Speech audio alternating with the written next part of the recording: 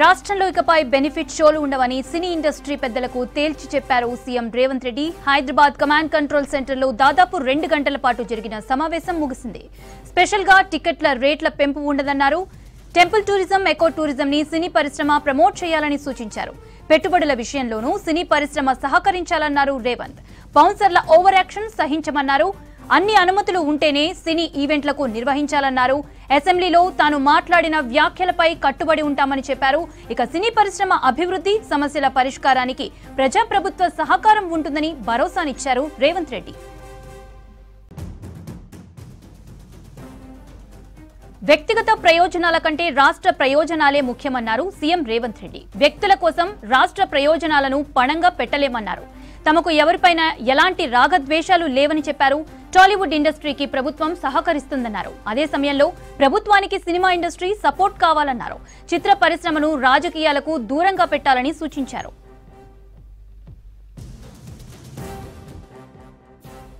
Telugu cinema పరిశ్రమకు ఒక brand create చేయాలని నిర్ణయం తీసుకున్నామన్నారు సీఎం రేవంత్ రెడ్డి. రాష్ట్రంలో అవార్డులు ఇవ్వడం లేదని తెలిసి గద్దర్ పేరుతో అవార్డులు ఏర్పాటు చేశామన్నారు. సినిమా ఇండస్ట్రీ పెద్దలు కొన్ని సమస్యలను తమ దృష్టికి తీసుకువచ్చారన్నారు.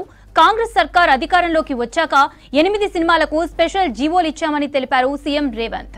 సినిమా పరిశ్రమ సమస్యల పరిష్కారం కోసం మంత్రివర్గ ఉపసంఘం ఏర్పాటు చేస్తున్నామన్నారు. పరిశ్రమ కూడా కమిటీని ఏర్పాటు చేసుకోవాలన్నారు.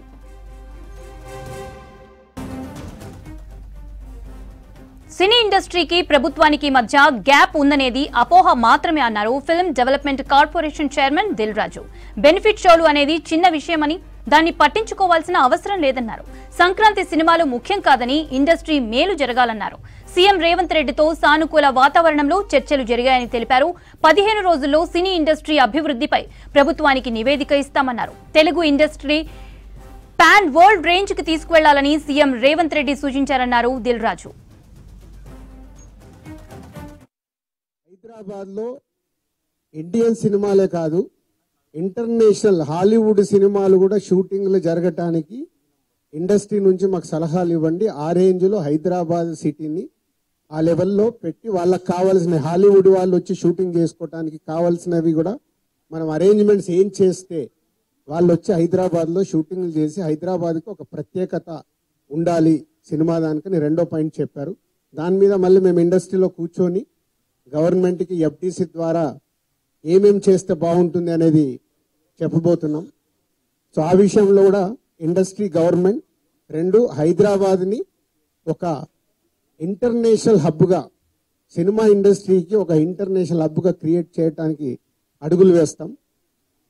3వది ఇండస్ట్రీ నుంచి ఇప్పుడు గవర్నమెంట్ ఏదైతే సొసైటీలో జరుగుతున్న ఈ డ్రగ్స్ కావచ్చు, గవర్నమెంట్ కు సంబంధించిన కొన్ని ఏవైతే డెవలప్మెంట్స్ ఉన్నాయో, యూత్ కి ఉపయోగపడేగా సొసైటీకి ఉపయోగపడేటి ఏవైతున్నాయో అవన్నిట్లలో ఇండస్ట్రీ నుంచి పార్టిసిపేషన్ కావాలని చెప్పారు. తప్పకుండా ఓల్ ఇండస్ట్రీ యాక్సెప్ట్ చేశాం.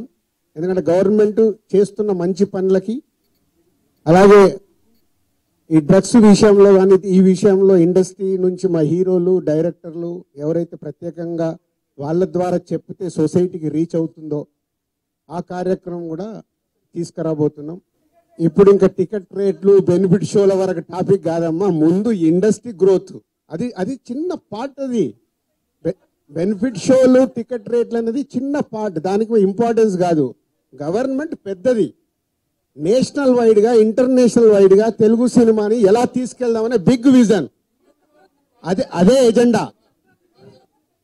సినిమాలు సెకండరీ, సంవత్సరంలో 200 సినిమాలు వస్తాయి, అది ఇంపార్టెంట్ కాదు.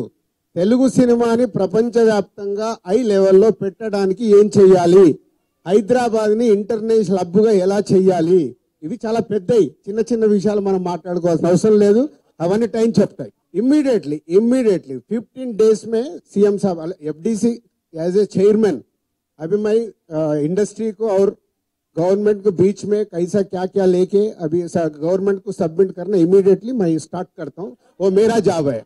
या नेक्स्ट स्टेप कमिटी వాళ్ళు మినిస్టర్స్ ని కూడా కమిటీలో మెంబర్స్ గా ఇస్తామన్నారు. సో అది తీసుకొని ఇండస్ట్రీ నుంచి కూడా కొంతమందిని తీసుకొని ఎఫ్డీసీ మధ్యలో ఉంటూ ఒక కమిటీ ఆర్గనైజ్ చేసుకొని ఇవన్నీ అంటే పెద్దవి మాకు బిగ్ ఛాలెంజ్ ఇచ్చారు సీఎం గారు. దానికి రీచ్ అవ్వాలి. సంక్రాంతి సినిమాలు టిక్కెట్లు ఆపండి, అది ఇంపార్టెంట్ కాదు, అది ఇంపార్టెంట్ కాదు, పెద్దదానికి